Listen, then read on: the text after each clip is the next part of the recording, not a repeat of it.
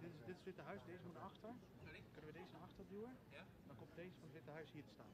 Kijk, maar alternatief gebruiken als je wilt. Do you want to use the same tripod so we just can click off our camera? Huis me helemaal naar achter. Zeg jij het er? Ik zeg, het komt zo. Even plek gemaakt worden voor het Witte Huis. Ze zijn niet heel vriendelijk, zeg maar.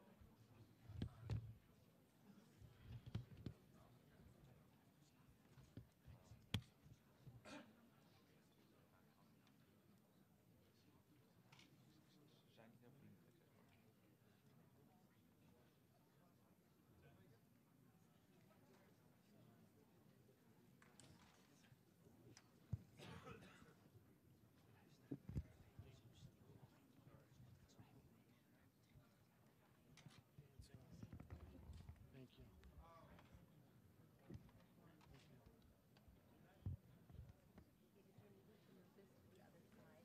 Ja, hang on. Dat maakt het uit. Echt.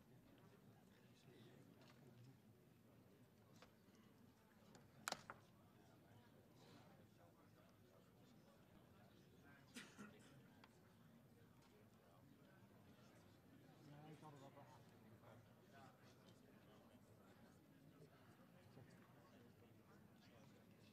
Ja, ze willen gewoon een eigen ding.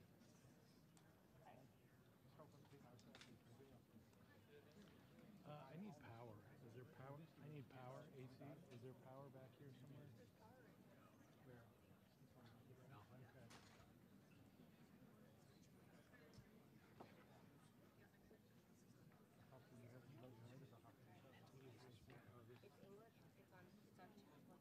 Okay. Thank you. What else do you need from me? Let me come up there.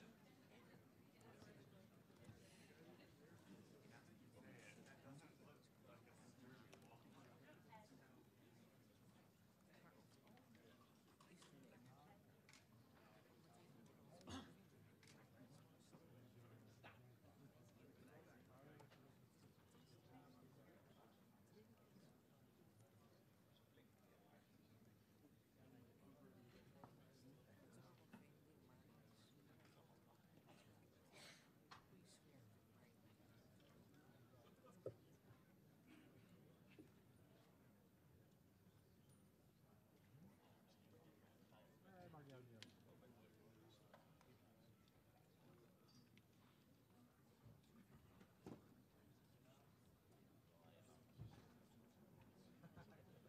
Net zo lang.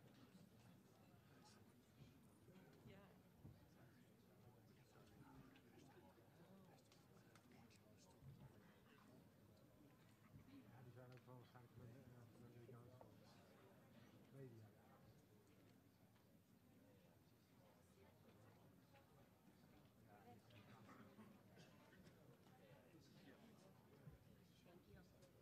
David, Ethernet is right behind you. Ja, dat was van de totaal. Thank you.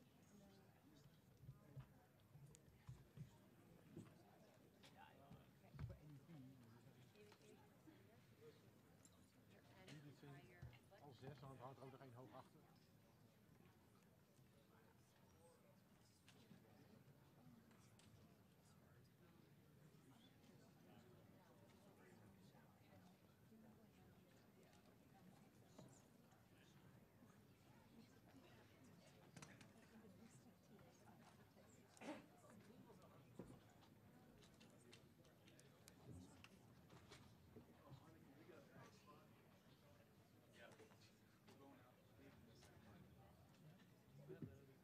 Misschien op een handschut of zo. Dan mogen ze gaan staan. One that you said is also mine.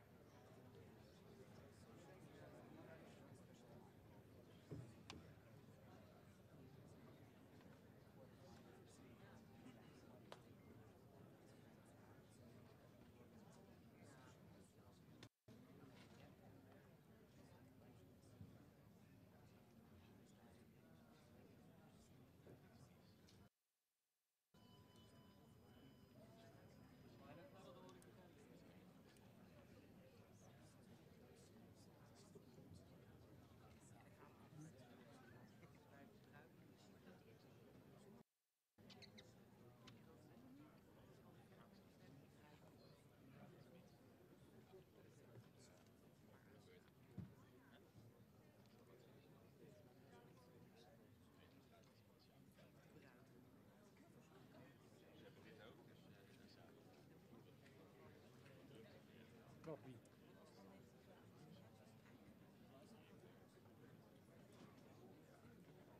Natuurlijk. Wij toch ook? Wij niet, maar...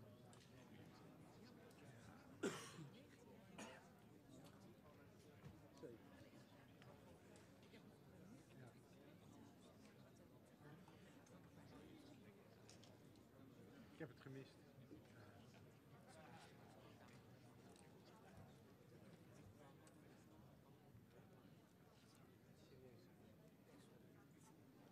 Maar ik kan het echt niet zo. Ik weet dat er over een grond wordt bepaald. Tuurlijk, dat doet iedereen. Ik zou dat goed willen.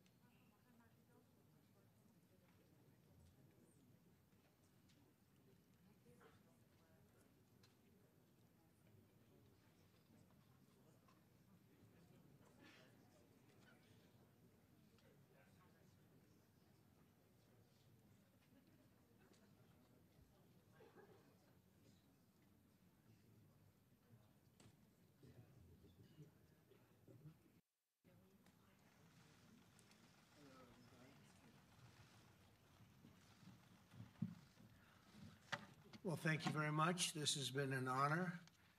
It was a fairly long trip, but worth it. Tremendous things have been accomplished, as you probably noticed.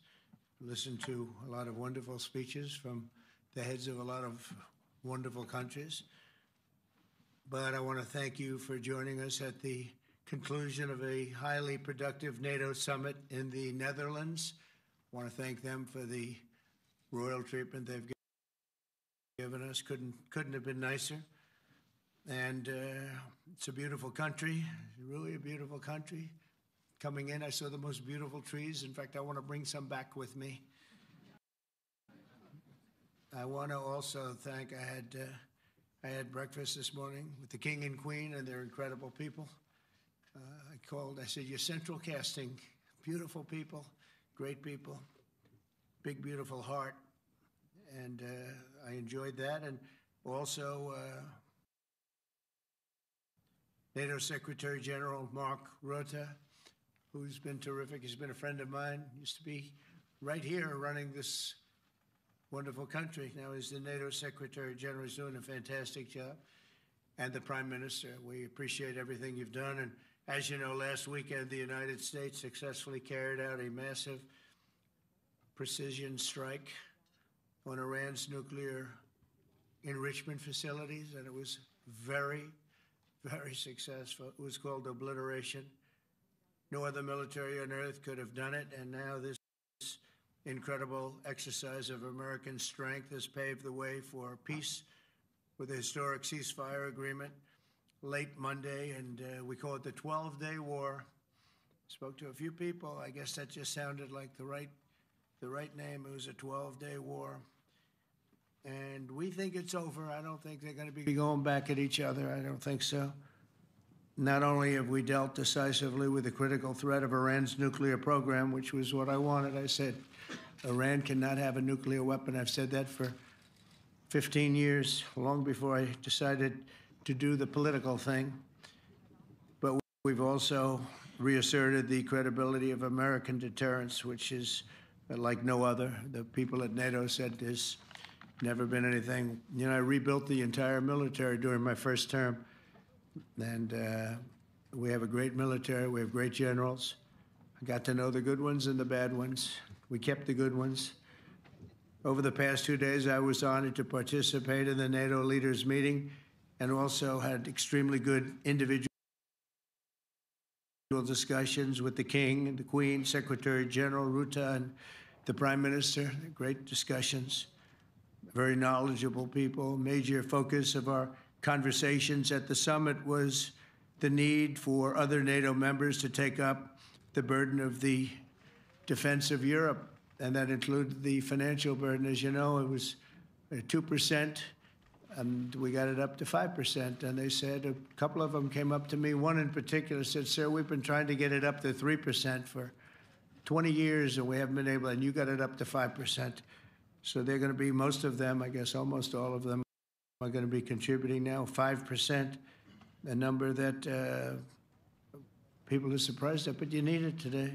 The United States accounts for 2/3 of all NATO defense spending, and since I began pushing for additional commitments in 2017, believe it or not, our allies have increased spending by $700 billion. I said to people, you don't have any money, and a lot of them weren't paying. And so I started the process, and I picked it up as soon as I got back, which is 6 months ago. And following my election last November, almost all have accelerated plans to reach the 2%, 3%, 4%, and then ultimately, very quickly, 5%. And all of this is going to be done very quickly, almost immediately. You probably know this as well as I do. I'm sure they've been talking about it. It's really been a big focus. In a very historic milestone this week, the NATO allies committed to dramatically increase their defense spending to that 5% of GDP, something that no one really thought possible. And they said, you did it, sir, you did it. Well, I don't know if I did it, but I think I did. This will be known as the Hague Defense Commitment, which is pretty good, pretty appropriate. When the allies reach this number, it will add more than $1 trillion a year. Think of that, $1 trillion per year. to our common defense, and this is a monument really to victory, but it's a monumental win for the United States because we were carrying much more than our fair share. It was quite unfair, actually. But this is a big win for Europe and for actually Western civilization. For years, past administrations failed to get most allies to contribute even the 2%. I remember when I came here, we had 4 countries that were up to 2%, and I remember Poland was there. A couple of them were there, and but most of them were. We had 28 at the time, as you know. It's increased a little bit, and they've agreed now to more than double their budgets in all cases.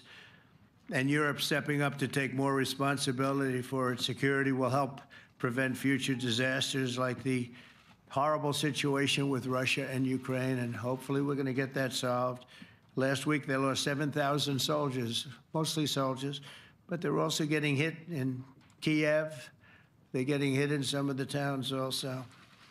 And that means life. Life is disappearing also in the cities and towns. Should have never happened, would have never happened if I was president. I said it 1,000 times, and it never did happen. It's never even thought about. But it's vital that this additional money be spent on very serious military hardware, not bureaucracy. And hopefully that hardware is going to be made in America because we have the best hardware in the world. You saw that where 14 missiles were shot at us the other day. And they were very nice. They gave us warning. They said, we're going to shoot them. Is 1 o'clock okay? They said, it's fine. And everybody was emptied off the base, so they couldn't get hurt except for the gunners. They call them the gunners. And out of 14 high-end missiles that were shot at the base in Qatar, all 14, as you know, were shot down by our equipment. Amazing stuff. Amazing that they can do. It's like shooting a bullet with a bullet. It's the same thing if you think about it. 14 out of 14, and they weren't even that surprised.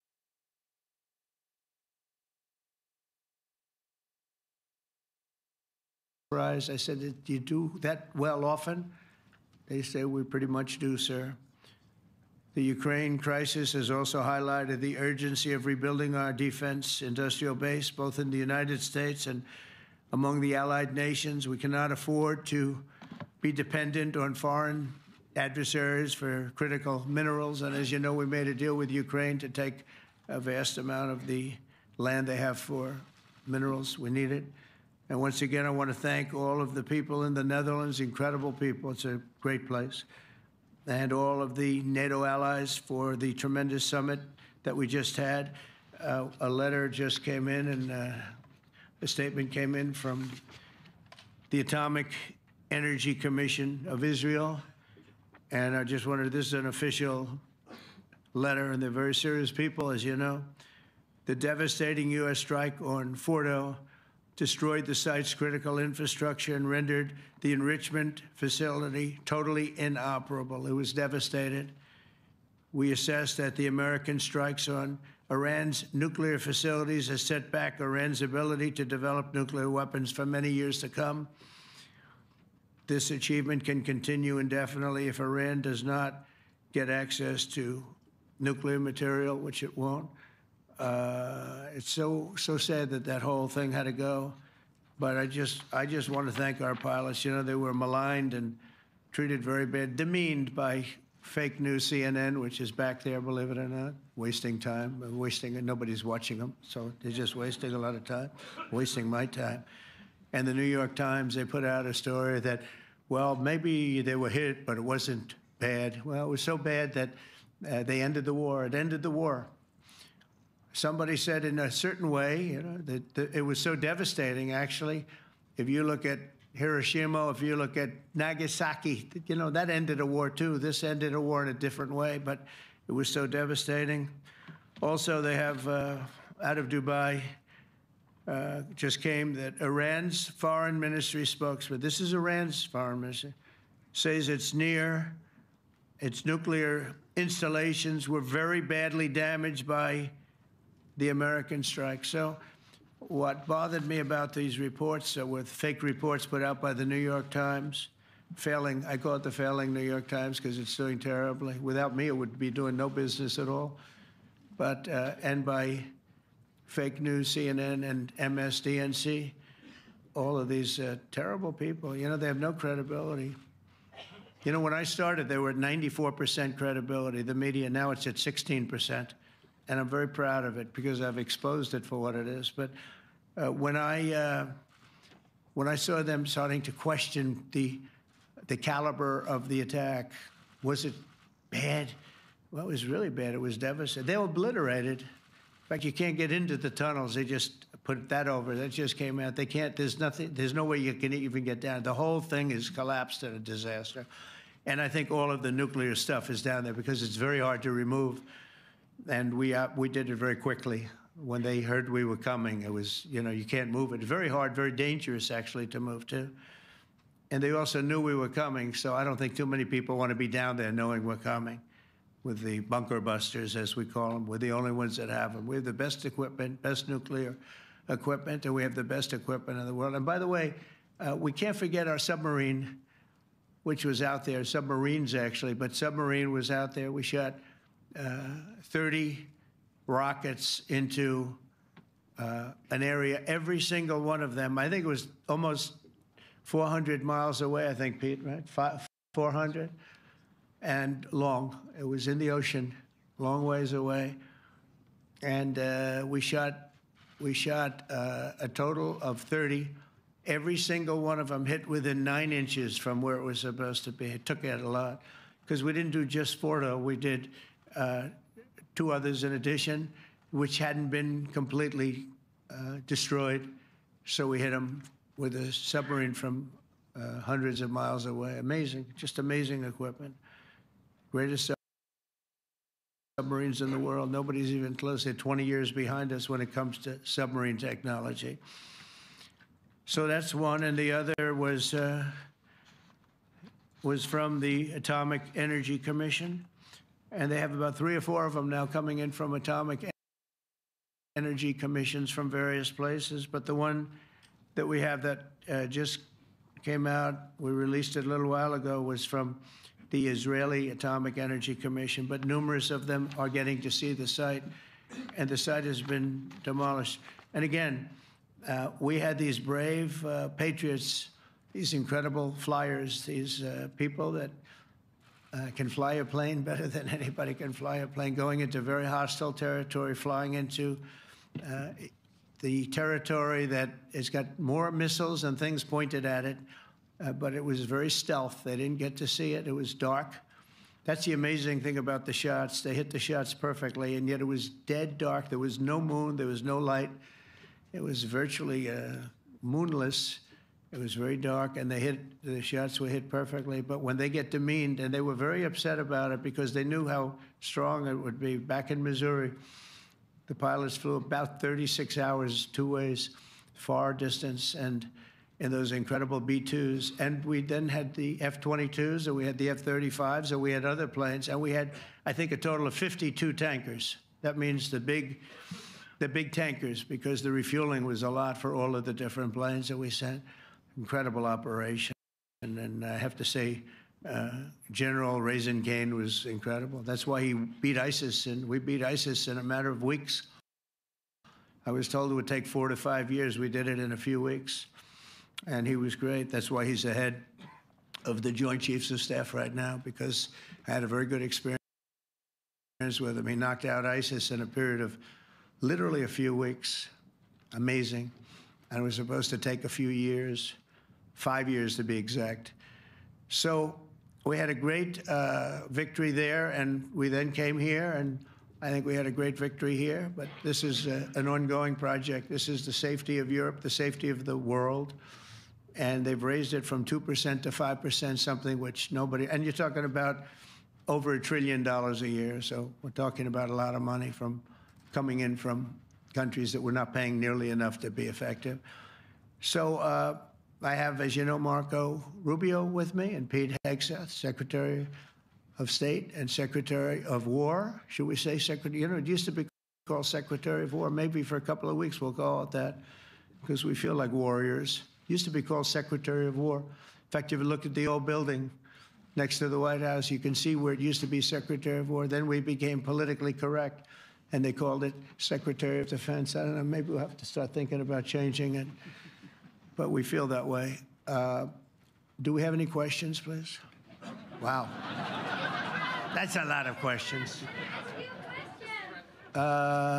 Who's a nice person? Oh, you're not a nice person, but I'll let you ask one. Go ahead. What's he going to ask? He is not nice at all. I know him well. Thank you, Mr. President. Yeah. Thank you for taking the time before flying home. You just said you believe the conflict between Israel and Iran is over. What makes you so confident it is? And what do you do if it isn't? Because I dealt with both, and they're both tired, exhausted. They fought very, very hard and very viciously, very violently, and they were both satisfied to go home and get out. And can it start again? I guess someday it can. It could maybe start soon. I think a big telltale sign was when, as you know, Iran somewhat, by not much, violated the ceasefire. And Israel had the planes going out that morning, and there were a lot of them, 52 of them. And I said, you got to get them back. And they brought them back. They didn't do anything. They brought them back. It was very good. I thought it was amazing, actually. They have fought a hell of a war. They fought very hard. I think the war ended, actually, when we hit the various nuclear sites with the planes. And I just hope you people can give these pilots, these are the best pilots in the world. They're the best shots in the world. They call them shots. That's what they are. And wait a minute. And I just hope you can give them the respect they deserve, because they came home to fake news. And like, oh, gee, there was hardly any damage. The things are decimated. So, but I think, no, I think they're very much finished. I think Israel's going to get back to doing what they do, and I think that Iran's going to get back. You know, Iran has a huge advantage. They have great oil, and they can do things. I don't see them getting back involved in the nuclear business anymore. I think they've had it. They've been at it for 20 years, and I don't see that happening either. Now, if it does, we're always there. It won't be me. It'll be somebody else, but we're there. We'll have to do something about it. Yes, please, go ahead. Go ahead. Oh, fake news, CNN? Oh, yeah, here we go. Wait till you hear this question. You should really say how great our soldiers and our warriors are. I think everyone appreciates our soldiers and our warriors. I do have two questions for you, Mr. President. You just cited Israeli intelligence on these attacks. Earlier, you said U.S. intelligence was inconclusive. Are you relying on Israeli intelligence for your assessment of the impact of the strikes? No, this is also, Iran made the statement, and it's also, if you read the document that was given, that Pete can talk about if you'd like, the document said it could be very severe damage, but they didn't take that. They said it could be limited or it could be very severe. They really didn't know, other than to say it could be limited or it could be very, very severe. And you didn't choose to put that because it was very early after. Since then, we've collected additional intelligence. We've also spoken to people who have seen the site, and the site is obliterated. And we think everything nuclear is down there. They didn't take it out. Okay, question? Please, go ahead.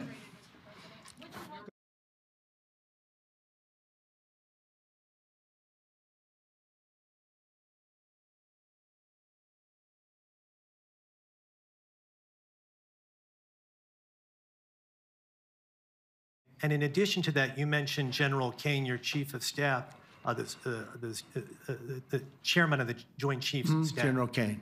Yes. He has said that Mr. Putin has territorial ambitions beyond Ukraine. Do you view that in the same way? Possible. I mean, it's possible. I know one thing. He'd like to settle. He'd like to get out of this thing. It's a mess for him. He called the other day. He said, can I help you with Iran? I said, no, you can help me with Russia. Because, you know, in the last few weeks, we took care of India and Pakistan, Kosovo, Serbia. I think on Friday we have coming in, the Congo is coming in, and Rwanda is coming in. That was a vicious war that went on, a machete war, heads chopped off all over Africa. They're coming in. We did two others in addition to that. Nobody's ever done anything like this. No, I consider him a person that's, I think, been misguided. I'm very surprised, actually. I thought we would have had that settled easy. I've settled 4 of them in the meantime. But he did call up, and he said, you know, he's close to Iran. He'd like to help us get a settlement. I said, no, no, you help me get a settlement with you, with Russia. And I think we're going to be doing that, too. Yeah, please. Go ahead, please. Thank you, Mr. President. You've made clear your position on what impact the strikes had. I wanted to ask you what is next with Iran. For instance, is there any indication from U.S. intelligence that Iran was able to move any material? No, just the opposite. We think we hit them so hard and so fast they didn't get to move. And if you knew about that material, it's very hard and very dangerous to move. It's called, in many people, they call it dust, but it's very, very heavy. It's very, very hard to move.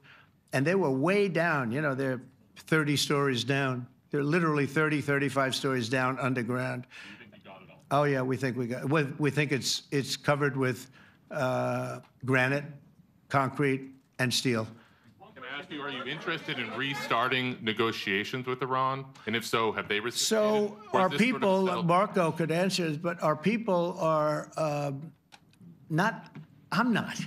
The way I look at it, they fought, the war's done, and, you know, I could get a statement that they're not going to go nuclear. We're probably going to ask for that, but they're not going to be doing it. But they're not going to be doing it anyway. They've had it. They've had it. Now, maybe someday in the future we'll want that. But I've asked Marco, do you want to draw, I just asked him the question as we were walking on the stage, do you want to draw up a little agreement for them to sign? Because I think we can get them to sign it. I don't think it's necessary. Marco, do you want to talk about that, please? Well, Mr. President, I think President Trump has shown a willingness to meet and talk to anybody in the world who's interested in peace. I don't know of any president that's been as willing as he has to meet with anyone and talk about peace. We'd love to have peaceful relations with any country in the world. And so obviously that'll depend on Iran's willingness not just to engage in peace, but to negotiate directly with the United States, not through some third country or fourth country process. But I know of no president, probably in our modern history, that's sought peace more than President Trump has. Sounds like the door is open, but you're in no rush. Is that right? Sounds like the door is open. But I'll tell you what, look, we're going to talk to them next week with Iran. We may sign an agreement. I don't know. To me, I don't think it's that necessary. I mean, they had a war, they fought. Now they're going back to their world. I don't care if I have an agreement or not. The only thing we'd be asking for is what we were asking for before about we want no nuclear, but we destroyed the nuclear. In other words, that's destroyed. I said, Iran will not have nuclear. Well, we blew it up. It's blown up to kingdom come. And so I don't feel very strongly about it. If we got a document, it wouldn't be bad. We're going to meet with them, actually. We're going to meet with them. Yeah. Yeah, go ahead, please. Yes. Mr. President, Netherlands TV, thank you for visiting our country. Good. As I understood, thank you. I, of course, would like to know how you slept last night at the House of the King. Oh, I slept beautifully. But probably a more serious question. I think you just had a meeting with President Zelensky. Did you discuss any ceasefire in this Russo-Ukrainian? No, I wanted to know how he's doing. He was very nice, actually. You know, we had little rough times sometimes. He was, couldn't have been nicer. I think he'd like to see an end to this. I do. I think what I took from the meeting couldn't have been nicer, actually. But I took from the meeting that he'd like to see it end. I think it's a great time to end it. I'm going to speak to Vladimir Putin and see if we can get it ended. But look, these are brave people. They're fighting these wars all over the place. You know, last week they had, I guess, close, I told you, close to 7,000 young soldiers, Russian and Ukrainian soldiers were killed, 7,000 in 1 week. It's crazy. It's crazy. So I'll be speaking to Putin. No, I had a good meeting with Zelensky. And I had a lot of good meetings. We had a lot of good meetings with a lot of people, a lot of great leaders. But he's fighting a brave battle. It's a tough battle. Yeah. Go ahead, white dress. Thank you. Ida Hallikainen from Finland, Ilta-Sanomat. Good. You have played golf with President Alexander Stubb. How do you see Finland as a NATO ally and partner, and how would you describe your relationship with our president? Well, he's a very good golfer, okay? In fact, he was on his college golf team. He went to a good college in the South, as you know, a very good college, and he was a good golfer. We had a good time. I think my relationship's great. I want to buy icebreakers. You know, you're very good at icebreakers. And I actually made him an offer. I didn't go to Congress. They'll try and impeach me for this. But there's an old, it's not old, it's fairly new, but it's used icebreaker. And I offered him about 1/3 of what he asked for. But we're negotiating. We need icebreakers in the U.S. And if we can get some inexpensively, I'd like to do that. Actually, they'll fix it up, make it good. Also, we may buy some icebreakers. You know, you're the king of icebreakers, that particular country. They make them good. They make them really good, and they know what they're doing. And so we're negotiating with them for about 15 different icebreakers. But one of them is available now. It's old, and it's old. It's like 5-6 years old. And we're trying to buy it. I'm trying to make a good deal. It's all I do my whole life. My whole life, that's all I do is make deals. Yeah, please. Go ahead. Sir, go ahead. Yeah, a question for NewsHour, Dutch TV. First of all, on Article 5, on your way here, you spoke about the commitment of the U.S. to Article 5, saying, I'll give you my definition once we're here. Yeah. What is your definition, and may the U.S. commitment to Article 5 change in case some of the NATO members do not reach the threshold that was discussed today? My second question is following up on a colleague on Iran. What intel reports do say that everything over there was obliterated? Yeah, well, there are numerous of those reports, and they're coming out fast and furious. But the most respected ones we've already seen. And I will say that on a very confidential basis, they're looking at the reports, like numerous reports, and including people going to the site and checking the site. And they're going to be having, I guess you're going to be having over the next couple of days a full, you're going to encapsulate it. But no, the site was obliterated, just like I said it was, and just like the pilots should be given credit for.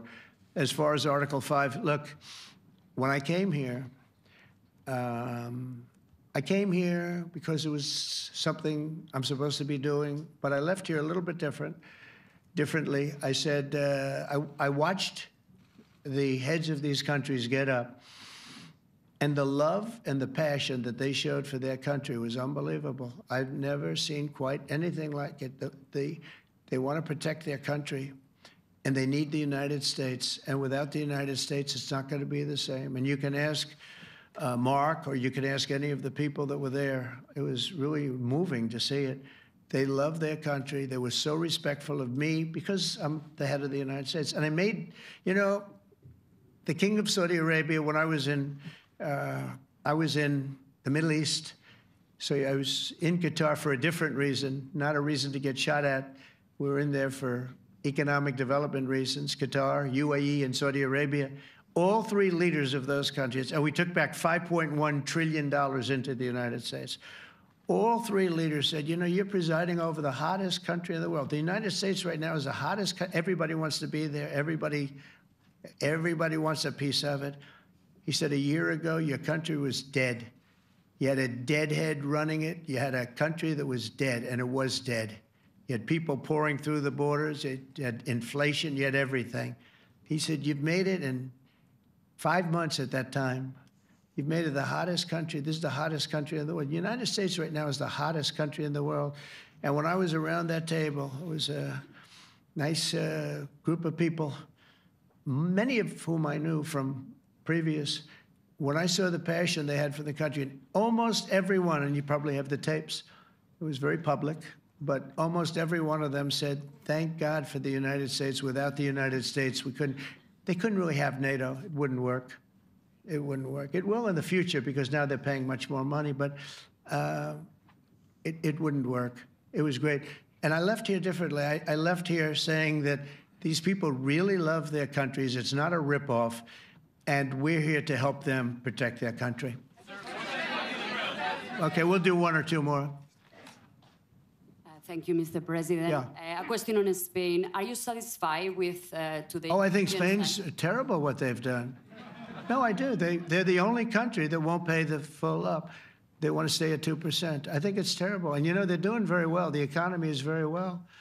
And that economy could be blown right out of the water with something bad happening. You know, Spain is the only country that, are you from Spain? Yeah. Good, congratulations. You're the only country that is not paying. I don't know what the problem is. I think it's too bad.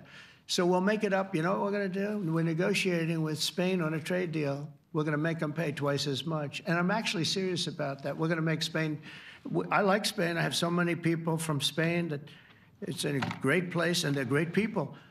But Spain is the only country out of all of the countries that refuses to pay. And, you know, so they want a little bit of a free ride. But they'll have to pay it back to us on trade because I'm not going to let that happen. It's unfair. It's unfair to NATO. All right, sir, please. Go ahead, right in the back. Yeah, you, tall one. The tall man.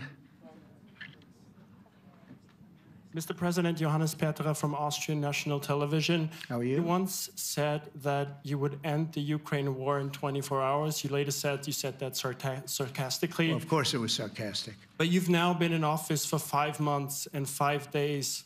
Why have you not been able to end the Ukraine war? Because it's more difficult than people would have any idea. Vladimir Putin has been more difficult. Frankly, I had some problems with Zelensky. You may have read about him. And it's been more difficult than other wars. I mean, look, we just ended a war in 12 days that was simmering for 30 years, frankly. We ended Rwanda and the Congo. It's coming to sign the documents. We've already signed basic documents, but they're coming, I think, to the White House on Friday.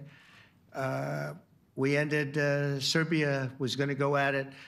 But maybe the most important of all, India and Pakistan. And that wasn't whether or not they may someday have nukes like we're talking about in the Middle East, like we're talking about with Israel and Iran. This is they have nuclear weapons. I ended that with a series of phone calls on trade. I said, look, if you're going to go fighting each other, it was getting very bad. You know how bad that last attack was. It was really bad. If you're going to go fighting each other, we're not doing any trade deal. No, no, no, you have to do a trade deal. I said, we're not doing any trade deal. And in fact, I had the general, who was very impressive. The general from Pakistan was in my office last week. You know, Prime Minister Modi is a great friend of mine. He's a great gentleman. He's a great man. And I got them to reason. I said, we're not doing a trade deal if you're going to fight. And if you're going to fight each other, we're not doing a trade deal. And you know what? They said, no, I want to do the trade deal. We stopped the nuclear war. Go ahead. Go ahead, Jeff. Here's another beauty, Jeff. He's a beauty, all right. Go ahead. Mr. President, to follow up on Ukraine, will the United States contribute any more money to Ukraine's defense this year to the $5 billion that allies are giving? And one question, you had another meeting with the Dutch opposition leader, Mr. Wilders. Can you tell us about that meeting? And are you upset about his anti-Muslim stance? I'm not upset about it. It's just his view. He's unhappy with the way things are going in this country and various countries. He was an opposition leader. And I was asked to meet with the opposition leader by the people that are running. I think they have some deal where if you have a meeting, you're supposed to meet with an opposition leader. I said, that's strange. We don't do that. But I met with I didn't know him. He seemed like a very nice guy, but he's in opposition to the current people, and that was set up by the current people. So I assume when I met with the Prime Minister, you're supposed to meet with the opposition. We'll have to try that sometime in our country. Let's not do it. But I thought he was very good. As far as money going, we'll see what happens. There's a lot of spirit. Look, Vladimir Putin really has to end that war. People are dying at levels that people haven't seen before for a long time. Go ahead. Go ahead. White shirt. Oh, she's all excited. Okay. So, BBC News Ukrainian. Where are you from? I'm from Ukraine. Oh, so my question to you is whether or not the U.S. is ready to sell anti-air missile systems, Patriot, to Ukraine. We know that Russia has been pounding Ukraine really heavily right now. Are you living yourself now in Ukraine? My husband is there. Wow. And I can see you're very, it's amazing. And me with the kids, I'm in Warsaw actually, because he wanted me to be. Is your husband a soldier? No? He is. He's there now? Yeah, Wow, that's rough stuff, right? That's tough. And you're living here? in Warsaw. And you're a reporter? I am. Good. So let me just tell you, they do want to have the anti-missile missiles, okay, as they call them, the Patriots. And we're going to see if we can make some available, you know. They're very hard to get. We need them too. We were supplying them to Israel, and they're very effective, 100% effective. Hard to believe how effective. And they do want that more than any other thing, as you probably know. That's a very good question, and I wish you a lot of luck. I mean, I can see it's very upsetting to you. So say hello to your husband, okay? Thank you. Go ahead. Thank you. Thank you, Mr. President. You were criticizing... Where are you from? Bloomberg News. Oh, Bloomberg. That's wonderful. You were criticizing the Federal Reserve Chair before coming to this summit. Yeah, I think he's terrible. I was wondering if you've begun interviewing different candidates for the Fed pick. Yeah, I know within 3 or 4 people who are going to pick. I mean, he goes out pretty soon, fortunately, because I think he's terrible. We have no inflation. We have a tremendous economy. Hundreds of billions of dollars of tariff money is pouring in. Factories are being built because they don't want to pay the tariffs, so they're building them all over the country. I think we're close to $15 trillion. I told you $5.1 trillion from the Middle East alone, but of investment money coming in. There's never been anything like that in the history of our country. But we have no inflation. And we have borrowing because Biden, stupidly, they did short-term debt. So we have borrowing coming up. And, you know, we'll go 10 years, maybe longer, maybe shorter, but we'll go a long period of time when we do the debt. And because of him, because of this guy, we will have to pay for years. We'll be paying for him.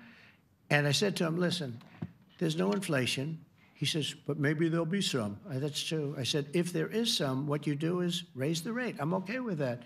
You raise the rate in 2 years from now or in a year from now. But because the rate's high, we have to pay more for debt. It's pretty equal. In other words, if it's 4%, it's 4%. If you drop it a point, you'll pay 3%. So it's fairly equal, not necessarily, but fairly equal. So we're going to end up paying maybe 2 points or 3 points more. 3 points would be about $900 billion a year because of this very average mentally person. He's an average mentally person. I'd say low in terms of what he does, low. Low IQ for what he does, okay? Wait, so instead of paying $900 billion, we don't want to pay 900 just because he doesn't want to lower the rate. I said, if there's inflation in 2 years or 3 years or 1 year from now, you raise the rate and you take care of the inflation, among other things. But he's probably a very political guy, I guess. I don't know. I think he's a very stupid person, actually. All right, one more. Let's go. How about you? Go ahead. She looks so happy and everything. Thank you. That's why I picked her. I'm from Spain, too. I'm Ana Buch from La Vanguardia. I wanted to know if... You're where from? Spain, too. I wanted to know if you want to... That's the Spain corner right there. I shouldn't have said that. That's okay. I do like Spain, by the way. I think it's unfair that they're not paying, but go ahead. Are you going to negotiate directly with Spain about... I'm going to negotiate directly with Spain. I'm going to do it myself. They're going to pay. They'll pay more money this way. You should tell them to go back and pay. You're a reporter? You tell them to go back. They ought to join all of those countries that are paying 5%. Spain's going to be just about the only one that's not. They were the most hostile toward doing it. It just doesn't make sense to me. Okay. All right, Kelly, go ahead. Here we go. There's another one. Hello, sir. Thank you We got them all today. Okay. So, Mr. President, you talked about expecting some on-the-ground assessments at Fordo and other sites. Now here, is that here Israeli and U.S.? It's been obliterated, Kelly. It's been What is your message then, sir, to the intelligence community when they present reports? You're not disputing the DIA report. You're just... They presented a report that wasn't finished. We're talking about something that took place 3 days ago. I understand that, sir. The report was done 2 days ago. Wait a minute. Yes. They didn't see it. All they can do is take a guess. Now, if you take a look at the pictures, if you take a look how it's all blackened, you know the fire and brimstone is all underground because it's granite and it's all underground. You don't show it. But even there, with all of that being said, the whole area for 75 yards around the hole where it hit is black with fire. The group that's run by this gentleman, in fact, you may want to talk about it for a second because we're going to issue a report. And I think it's not even a very exciting report at this point. It's been obliterated, totally obliterated. And they did a report, but it was like, if you look at the dates, it's just a few days after it happened. Sir. So they didn't see it. They said it may be very severe. Understood. Do you have a message for the intelligence community, though, in terms of unvarnished information getting to you, that it's not... I don't really have a message. I would say issue the report when you know what happened. I wouldn't say that it could be severe or maybe not. They use the word severe. It could be severe or maybe it's not. And so people like you picked up and said, oh, it's not severe. No, the report was not a complete report. Yeah, the message was probably wait till you know the answer before you... And sir, did you not have a public component to your Zelensky meeting for a tactical reason with President Putin? Let him answer this one. Hello, Mr. Secretary. Yeah. There's a reason the president calls out fake news for what it is. These pilots, these refuelers, these fighters, these air defenders, the skill and the courage it took to go into enemy territory flying 36 hours on behalf of the American people and the world to take out a nuclear program is beyond what anyone in this audience can fathom.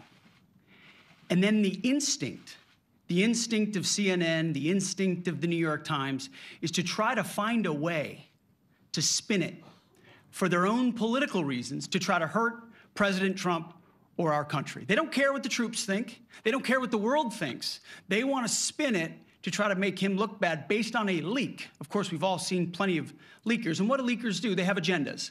And what do? Do they share the whole information or just the part that they want to introduce? And when they introduce that preliminary, a preliminary report that's deemed to be a low assessment, you know what a low assessment means? Low confidence in the data in that report. And why is there low confidence? Because all of the evidence of what was just bombed by 12 30,000-pound bombs is buried under a mountain, devastated and obliterated.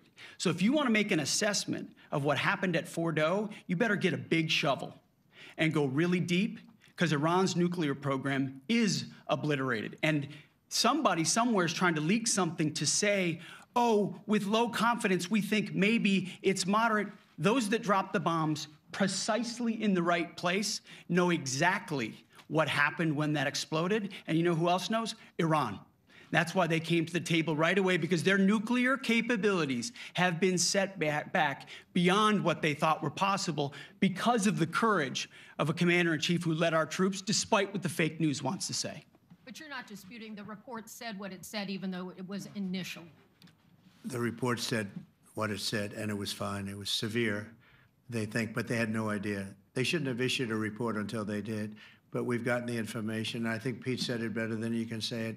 And, you know, you should be proud, you, especially you, should be proud of those pilots, and you shouldn't be trying to demean them. No, those pilots flew at great risk, a big chance that they'd never come back home and see their husbands or their wives. NBC, fake news, which is one of the worst, and CNN, New York Times, are all bad. They're sick. There's something wrong with them. But you know what? You should be praising those people instead of trying to find some.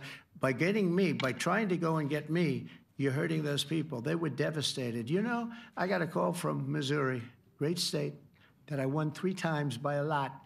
And I got a call that the pilots and the people on the plane were devastated because they were trying to minimize the attack. And they all said it was hit. But we don't think it was really maybe hit that badly. And they were devastated. They put their lives on the line, and then they have...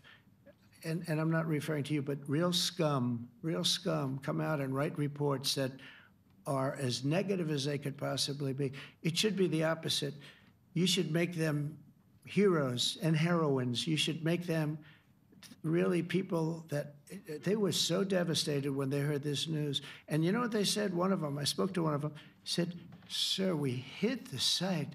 It was perfect. It was dead on." Because they don't understand fake news, because they have a normal life, except they have to fly very big, very fast planes. But it's a shame. You should be making them heroes. All right, in the back. Go ahead, back white, yeah. White jacket, yeah. Go ahead, give my mic. Hello. Deborah Haynes from Sky News. Good. Mark Rutte, the NATO chief, who is your friend, he called you daddy earlier. Do you regard your NATO allies as kind of children? No, he likes me. I think he likes me. If he doesn't, I'll let you know. I'll come back and I'll hit him hard, okay? No? He did it very affectionately. Daddy, you're my daddy. Do you regard your NATO allies, though, as kind of like children, and they're obviously listening to you and they're spending more, and you're obviously appreciative of that, but do you hope that actually they're going to be able to defend themselves, defend Europe on their own? I think they need help a little bit at the beginning, and I think they'll be able to, and I think they're going to remember this day. And this was a big day for NATO. You know, this was a very big day. They took it. One of the gentlemen said, you know what? We've been trying to raise money raise the rate for 30 years, he said, 20 years, from almost the beginning. And he's been there for a long time. He said, until you came along, it never happened. What you did is amazing. It's been sort of an amazing day for a lot of reasons, but also for that. Yeah, go ahead. Do you think they can do it without you, though, in the future? Can they do it without Well, ask Mark. I mean, you have to ask Mark, okay? So we're heading back. We're heading back. I want to thank these two gentlemen behind me. They're incredible people, both of them. They've done a fantastic job. And Susie's in the front, and she's done great. And Monica, thank you very much. It was quite an exciting time. And we're going to be heading back. We'll be back soon, and we'll see you in Washington, D.C. Remember this, we have the hottest country anywhere in the world. Thank you very much, everybody. Thank you.